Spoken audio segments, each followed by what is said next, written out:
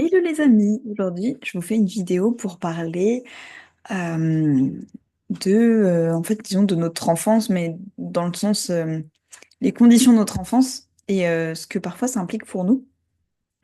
Je fais cette vidéo parce que j'ai une amie il y a quelques temps qui me dit, moi tu sais mon enfance elle a été difficile, alors après en fait, on n'est pas là pour juger, oui qu'est-ce qui est difficile, qu'est-ce qui est légitime ou pas, tout est légitime hein, vraiment.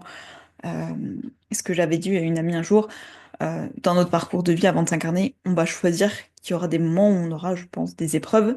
Et la question, c'est pas est-ce que l'épreuve de l'extérieur a l'air horrible? Ce qui compte, c'est notre façon de la vivre, en fait.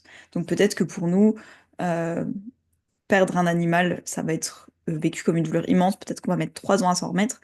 Alors que, bah, à côté de ça, une personne qui a perdu un parent, voilà, dans la société, on va peut-être se dire, bon, bah, un être humain, un parent, c'est beaucoup plus important, voilà, qu'un animal, par exemple, parce qu'on estime, on fait ce jugement de valeur. Moi, mon parent est plus important que mon animal de compagnie. Et donc, on va pas comprendre qu'une personne mette 3 ans. On va se dire, mais attends, mais c'est énorme, tout ça pour, je sais pas, un chien, un chat, ou même peut-être un poisson. Enfin, franchement, c'est abusé, nan, nan, etc. Alors qu'on va se dire peut-être, quoi, mais cette personne, il y a son parent qui est mort, et là, 3 jours après, elle va bien. Mais pardon, bah, elle a pas mis assez de temps, en fait. Et voilà, peut-être qu'on va se dire un peu, bon, les épreuves sont pas les mêmes, mais elles devraient pas être vécues, blablabli, comme ci, comme ça, peu importe. Là, c'est pas ça qu'on veut juger. Voilà, on n'est pas là pour évaluer, comparer des épreuves et comment les gens les ressentent, parce que vraiment tout dépend du ressenti. Voilà, on peut se dire que, bon, bref, de toute façon, voilà, si on avait un parent négligent, peut-être que c'est une libération que la personne décède, alors que forcément, si on avait un parent qui prenait vraiment soin de nous, qu'on était très fusionnel, ça va être une perte immense. De toute façon, on ne sera jamais à la place de la personne pour savoir comment elle le vit. Voilà, est-ce qu'elle se sent soulagée de se dire pff, j'ai un point en moins, j'ai plus ce bourreau dans ma vie, ou au contraire, ah bah non, bah voilà, j'ai perdu mon seul soutien, on sait pas, on sait pas. Alors que peut-être que dans la même situation, on aurait vu ça différemment. Peut-être que la personne qui se dit c'est un bourreau, c'est parce que ma mère elle était toujours sur mon dos à me demander mais qu'est-ce que tu manges, qu'est-ce que tu fais, avec qui tu sors, etc. Parce qu'en fait elle s'inquiétait, elle voulait juste que je mange à ma faim. Si je lui dis j'ai pas mangé, bah, elle va m'apporter un petit plat, peut-être qu'elle habite pas loin. Donc pour moi c'est genre ah bah ça y est c'est un bourreau, elle est tout le temps sur mon dos, c'est insupportable, je peux pas faire ma vie comme je veux. Alors que pour l'autre c'est bah voilà qui va prendre soin de moi maintenant. Il y a plus ma mère pour me demander si j'ai bien mangé, avec qui je sors pour être sûr que je suis en sécurité, etc. Bon bref. Donc tout ça pour dire que cette amie, elle me dit, donc notre amie, on revient au début, petit retour dans le temps. Cette amie me dit, oui, tu sais, mon enfance, elle a été difficile pour les conditions qu'elle considère qui sont difficiles. Dans son cas, c'était plus l'isolement. Elle se dit, ben, j'avais pas beaucoup d'amis, je me sentais vraiment exclue. Et puis, bah, de manière générale, même dans ma famille, ça se passait pas hyper bien. Mes parents me soutenaient pas non plus beaucoup, en tout cas à ses yeux. Voilà, encore une fois, je ne juge pas, en tout cas à ses yeux, il lui apportait pas le soutien dont elle avait besoin à l'époque. Voilà, je peux pas de toute façon juger, je ne connais pas ses parents, mais voilà, comme je disais, c'est vraiment très relatif. Peut-être qu'il lui apportait beaucoup de soutien pour une personne qui n'a pas du tout de parents, et peut-être qu'il lui en apportait pas du tout pour une personne pour qui les parents ont tout fait. C'est vraiment, encore une fois, très relatif. Donc, à ses yeux, en tout cas, ses parents lui apportaient pas le soutien dont elle avait besoin. Elle se sentait isolée à l'école, elle avait l'impression de ne pas avoir d'amis. Donc elle me dit c'était hyper compliqué pour moi et puis même quand j'ai voulu déménager en tant qu'enfant, bah même mes grands-parents de toute façon ils voulaient pas donc en fait voilà. Et elle me dit bah en fait c'est un peu la faute de tout le monde du coup si mon enfance s'est mal passée. Il y a plein de choses à dire et j'ai envie de parler de tout mais j'essaie de faire des vidéos dans un format assez écoutable on va dire qui prennent pas trop de temps à écouter. Donc, je voulais juste parler aujourd'hui donc, des conditions de l'enfance, par exemple de notre lieu de naissance, de notre lieu de vie, de la situation familiale. Est-ce que, on a des parents très aimants? Est-ce qu'on n'a qu'un seul parent? Est-ce qu'on n'a pas de parents du tout? Et en fait, ce que je voulais aborder aujourd'hui, c'était juste le fait de se rappeler qu'en fait, d'une certaine manière, alors évidemment, c'est un sujet, bon, on met de côté les cas vraiment glauques, bizarres de famille. Bon, voilà. Mais dans un cadre où, on va dire, c'était un cadre relativement normal pour un enfant où il n'y a pas eu de trucs glauques, bizarres qui sont passés. En tout cas, je voulais juste rappeler qu'on choisit, avant de s'incarner, notre famille. On choisit, en fait, voilà, on voit la planète, en tout cas pour cette vie-ci, notre planète Terre. Et puis on a notre petite âme qui se dit, mais dans quelle famille est-ce que je vais naître? Dans quel pays est-ce que j'ai envie d'expérimenter ma prochaine vie? Donc en fait, c'est juste de se dire, parfois on a l'impression que c'est injuste. Voilà, peut-être qu'on a pu se dire, bah, c'est injuste, bah, mes parents sont divorcés et ma voisine, bah, ses deux parents ils sont encore ensemble. Ou bien, bah, ok, ma voisine, ses parents sont divorcés, mais bah, moi, il y a un de mes parents qui est décédé. Et puis, bah, ma voisine, elle a un de ses parents qui est décédé, mais les miens, moi, j'en ai les deux. Et puis la personne d'à côté se dit, oui, ben lui, au moins, ses parents sont décédés, mais il l'aimait. Moi, carrément, j'ai été adoptée, donc sans doute que mes parents m'aimaient pas, etc., etc. On peut toujours, comme dirait l'adage, l'herbe est toujours plus verte ailleurs. On peut se dire que bah, finalement, on n'a pas eu de chance, que c'est injuste, que, comme on dit, on n'a pas tous les mêmes chances dans la vie, etc. Et c'était juste pour rappeler que, c'est un rappel que je me fais parfois aussi à moi-même quand je me dis, ah, franchement, pas de chance. Genre, je sais pas, de se dire par exemple, ah, ben pas de chance, je sais pas, mes parents étaient pauvres, donc forcément, j'ai moins de chance dans la vie pour réussir à être designer d'intérieur parce que c'est une école qui coûte 30 000 € l'année, il faut faire 5 ans, alors que bah, ma voisine ou mon voisin qui ont des parents hyper riches, bon, peut-être qu'on n'habite pas dans le même quartier ici, il y a une différence d'argent, peu importe, on dit que c'est crédible, ok? Mais pas de chance pour moi parce que ma voisine, mon voisin, eux, ils ont carrément plein d'argent, leurs parents, ils sont riches, etc. Donc, bah, eux, ils ont vraiment une vraie chance dans la vie de réussir. Et peut-être que bah, cette voisine ou ce voisin se dit, bah, franchement, moi, mes parents, ils sont riches, mais c'est trop nul, ils m'accordent pas d'amour. Alors que ma voisine à côté, là, ou mon voisin, qui a pas trop de thunes, qui veut faire designer d'intérieur, où l'école coûte hyper cher l'année, bref, bah, lui, au moins, ses parents, elle, ses parents, ils sont sympas avec elle. Ils lui offrent de l'amour, de l'attention. En fait, ils passent du temps ensemble. Tous les week-ends, bah, je les vois aller marcher ensemble. Ils partagent des moments en famille. Eux, ils ont un vrai lien avec leurs parents. C'est enfants. On va dire qu'ils sont plusieurs, voilà. Et ben moi, c'est injuste. Moi, j'ai que des parents riches, donc super, ils me donnent plein d'argent, mais en fait, ils sont jamais là pour moi. Moi, j'ai besoin d'affection, de soutien émotionnel, d'amour, en fait. Je m'en fous de leur thune. Alors que, ben, de l'autre côté, ils se disent, ah, mais trop de la chance, ils ont de l'argent. Et en fait, c'est juste de se dire, bon, déjà, ce que nous, on considère comme une chance, ben, peut-être que d'autres le voient pas de la même manière et qui considèrent que c'est plutôt nous qui avons de la chance. Voilà, parce que, en vrai, même une situation où, disons, c'est un enfant qui a eu des parents aimants toute sa vie, qui a eu assez d'argent pour faire toutes les choses qu'il voulait et qui va se dire, bah, en fait, moi, j'ai tout eu dans ma vie, j'ai trop de chance. Et plein de personnes autour peuvent se dire, bah, cette personne a eu trop de chance.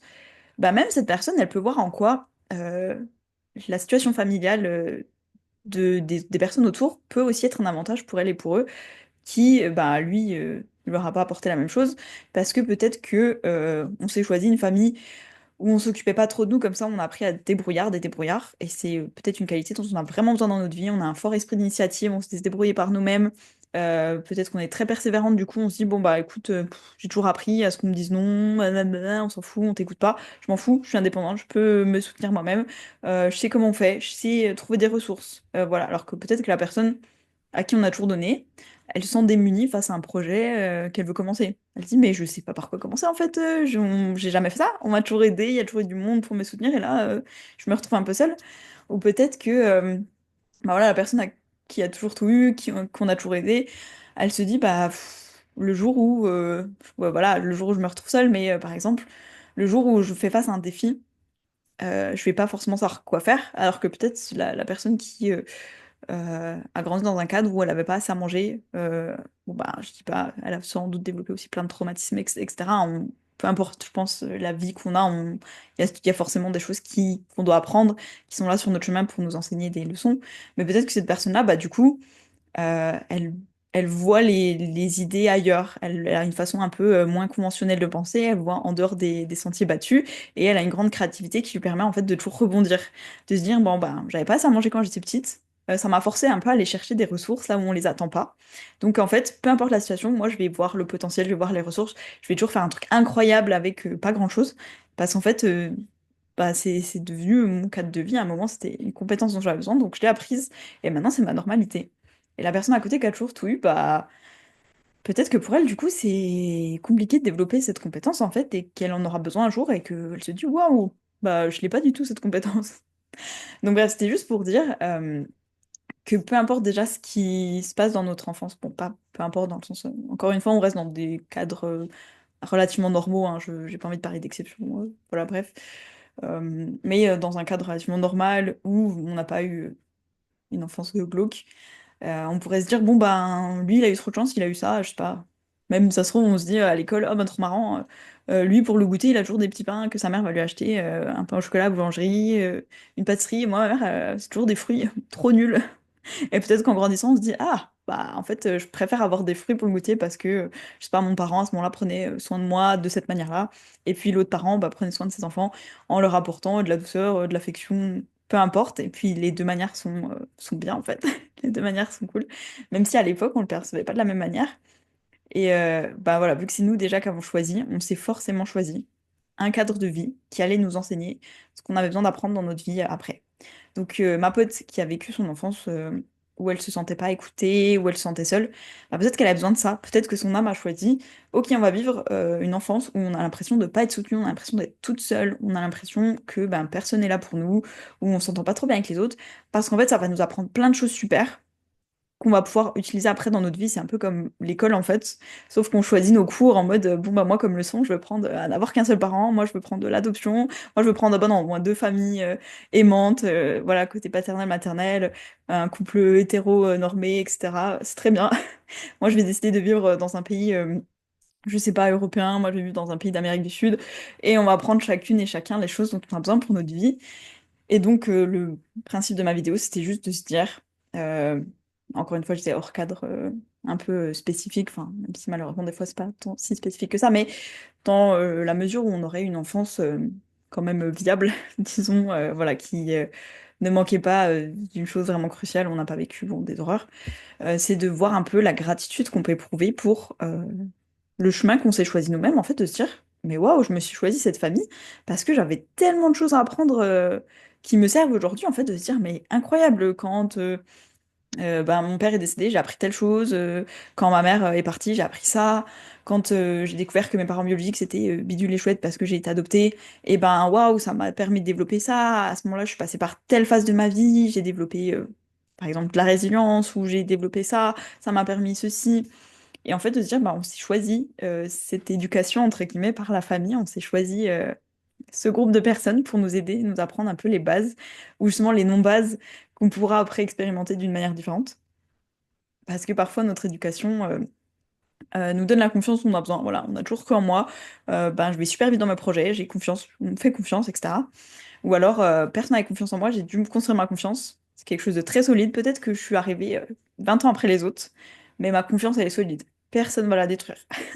Alors que peut-être la personne qui a cette famille aimante, on lui a toujours fait confiance, le jour où quelqu'un lui dit, ben moi je m'en fous de ton projet, c'est nul, je pense que ça n'a pas dû fonctionner, bah peut-être que là c'est genre un chamboulement total parce qu'en fait ça lui était jamais arrivé et juste elle sait pas quoi faire. C'est comme voilà, si on arrive aux urgences et que c'est la première fois qu'on a une maladie, personne n'a jamais étudié, personne l'a jamais vu, on connaît pas les symptômes, bah on sait pas quoi faire, on est démunis en fait. Donc voilà, de se dire chaque situation, en fait, il y aura toujours des avantages et des inconvénients, forcément. On pourra toujours se dire, ah mince, mon éducation m'a pas permis d'accéder à ça, ça, ça. C'est peut-être des choses que je vais devoir aller chercher, acquérir ou autre aujourd'hui. Et par contre, ça m'a donné aussi plein d'avantages. J'ai appris ça, ça, ça. Peut-être que je suis plus indépendante, plus mature, plus logique, plus stratégique, plus confiante, etc. grâce à mon éducation. Alors certes, de l'autre côté, bon bah peut-être que j'ai dû chercher de l'amour et de l'affection ailleurs, que j'ai dû apprendre à m'en donner moi-même, peut-être que blablabla, mais il y aura toujours un peu une sorte de balance universelle où est-ce qu'on a l'impression de ne pas avoir eu d'un côté nous a permis d'avoir plein d'autres choses de l'autre et chaque éducation était unique et parfaite et nous a appris les choses qu'on avait choisi d'apprendre, en tout cas pour notre vie actuelle. Et, euh, et parfois, quand on a 30 40 ans, etc., et qu'on crée des projets, même après, à 60 ans, on se dit, ah, mais je comprends. J'ai des fois des amis qui m'ont dit à 50 ans ou plus, ah, mais je comprends en fait pourquoi j'ai eu cette enfance. Je comprends pourquoi j'avais besoin que mes parents soient comme ça avec moi. Parce que aujourd'hui, ce que je dois faire, en fait, la personne m'a dit, là, ça y est, je suis à fond dans ma mission de vie, etc. Et je comprends, en fait. Si j'avais pas eu ça dans mon enfance, aujourd'hui, j'aurais pas été assez forte pour tenir ce truc-là. Je serais pas capable de faire ça. Honnêtement. Et donc, là, à ce moment-là, je me suis dit, mais j'ai ressenti une telle gratitude pour ma famille, mes parents, d'avoir en fait été comme ça. Alors, à l'époque, c'était difficile à vivre. Je comprenais pas, je me disais, mais pff, c'est horrible, pourquoi je vis ça? Et elle se dit, mais aujourd'hui, mais waouh, en fait, c'était tellement nécessaire, en fait. Il n'y avait pas d'autre choix. C'était, je devais passer par ce chemin pour apprendre ce truc-là. Et aujourd'hui, c'est une compétence que j'ai grâce à mon éducation et que pas tout le monde n'a, en fait. Je sais pas, si vu la compétence que c'est peut-être même un truc que personnellement, j'ai pas. et que je me suis dit, waouh, mais incroyable, quelle est cette compétence? C'est un truc, je sais plus si c'était rare ou pas, mais de se dire, waouh, elle a développé cette force, cette qualité, cette compétence, de par son éducation, et de se rendre compte que tout était nécessaire et utile, et voilà, de se dire, ah, mais quelle gratitude en fait, pour nous déjà d'avoir choisi ce chemin, de s'être dit, bon bah, parfois, ce sera pas facile, mais je sais que je me connais, je sais que c'est le bon chemin. Voilà, un peu comme quand on choisit la piste noire au ski ou la Via Ferrata très pentue ou la randonnée de 8 km où tant que t'es pas en haut du sommet, bah de toute façon tu continues de grimper ou la piste accrobranche la plus difficile où à la fin t'as les muscles qui tremblent et tu te dis pourquoi j'ai fait ça? Ah, mais je savais que je pouvais aller jusqu'au bout, c'est moi qui ai choisi, ok? Je me suis dit ça va m'apprendre plein de choses et une fois que tu l'as fait, t'es hyper satisfait. Mais peut-être que si tu l'as fait tous les jours, ben toi, tu développes une masse musculaire incroyable, ou une résilience, une résistance, peu importe, une endurance, que les autres n'ont pas, parce qu'ils ont choisi la piste facile. Mais ça a aussi des avantages. Bref, en tout cas, je trouvais ça passionnant de voir que bah, en fait, il suffit simplement de regarder avec nos yeux à nous, parce que ben là, la personne, entre guillemets, avait pris le filtre de se plaindre, de voir, ben, il y a eu plein de trucs négatifs dans mon enfance. Clairement, on aurait pu améliorer ça, c'est ça. Mais est-ce qu'on veut aussi voir les choses positives? De se dire, bon, bah, clairement, il y a aussi eu plein de choses positives. Et est-ce qu'on veut voir un peu le filtre, j'ai envie de dire, réaliste, de se dire, bah, en fait, concrètement, il s'est passé ça, ça, ça. Ça, c'est la réalité. Ma vérité, c'est que oui, il y a eu des choses négatives. Oui, il y a eu des choses positives. Maintenant, ce qui compte, c'est l'histoire que j'en raconte. C'est ce que j'en fais. Qu'est-ce que je décide d'en faire? Je parlais dans une autre vidéo des peintures et des couleurs. Oui, j'ai pas toutes les couleurs dans ma palette. Oui, ça, c'est les couleurs qu'on m'a données. Bon, bah, peut-être que cette couleur, elle est moche, je l'aime pas. Mais si je la mixe avec celle-là, bah, j'aime bien. Donc, en fait, c'est à moi de raconter ce que je veux. C'est à moi de raconter, j'ai une palette nulle, etc. Blablabla, la vie ne m'aime pas, j'ai pas de chance. Ou de se dire, bon, bah, euh, en vrai, ça va. Je peux faire des choses avec. Je suis satisfaite de mon travail. J'arrive à faire des trucs hyper beaux avec des peintures pas terribles. Franchement, je suis méga fière de moi. Ou au contraire, de se dire, je nie le négatif. Il y a mais que du positif, il y a que des choses bien. Ma palette est trop belle, c'est les meilleures couleurs. Du coup, je vais jamais les mélanger, je vais jamais rien créer parce qu'elles sont trop belles. Je veux les garder comme ça. Vraiment, c'est juste à nous de voir quel, euh, quel filtre on a envie de poser. Si on a envie de poser filtre, est-ce qu'on a des œillères qui font qu'on voit qu'une seule chose? Comment on a envie de raconter notre histoire? Qu'est-ce qu'on a envie d'en faire? Qu'est-ce qu'on a envie d'en voir? En tout cas, on se l'était choisi à un moment donné, on s'était dit, je vais vivre ça, parce que je sais que je suis capable de vivre ça. Voilà, encore une fois, je parle des familles normales, j'ai pas envie de toute façon de parler de sujets que je ne maîtrise pas, donc de trucs un peu glauques ou quoi, mais dans les cadres normaux, quand c'est une éducation normale et qu'on se dit juste j'ai un peu manqué de ça dans mon enfance, on avait choisi ça parce qu'on savait qu'on avait la force de le vivre et qu'on avait des choses à en apprendre. Donc voilà, gratitude pour nous-mêmes de nous être choisi cette vie-là, ces parents-là, ce cadre-là, cet environnement-là, ce pays-là, et de se dire que bah, en fait tout est parfait pour nous. On s'était choisi une vie parfaite, on se crée une vie parfaite, tout ce qu'on a vécu est parfait. Et voilà, dans tous les cas, quand il y a des choses difficiles, on savait qu'on serait capable de les vivre. Et parfois, je vais pas dire qu'on s'est sacrifié, mais on savait qu'il y aurait des choses vraiment dures à vivre, qu'on a décidé de vivre, peut-être aussi pour se dire, bah, moi, je serais capable de briser ce cycle-là et que ça se reproduise plus après. Voilà, je vais dans cette famille en me disant, là, faut faire quelque chose. En tant qu'âme, je vois, par exemple, la souffrance qu'il y a dans cette famille, peut-être depuis plusieurs générations, plusieurs vies. Je vais couper ça. Ça va être difficile. Je vais vivre peut-être des choses vraiment difficiles. Je sais que j'ai la force de continuer. J'ai la force de casser ça. Et mon but, là, dans cette vie, je le choisis, ce sera pas facile, ce sera de faire ça. Alors que peut-être dans d'autres circonstances, on se choisit une vie douce et facile. On se dit, bon, je me choisis une vie facile. Des fois, on se dit, oui, peut-être que mon parent était pas trop présent, mais en vrai, ma vie, ça va. J'ai vécu de manière assez chanceuse, par exemple, peut-être ma vie. J'ai eu des choses assez douces, assez calmes, assez aimantes. Et en plus, ça m'a aidé quand même à être là où je veux être. Voilà, ça dépend vraiment des vies qu'on s'est choisies, mais en tout cas, on se l'était choisi.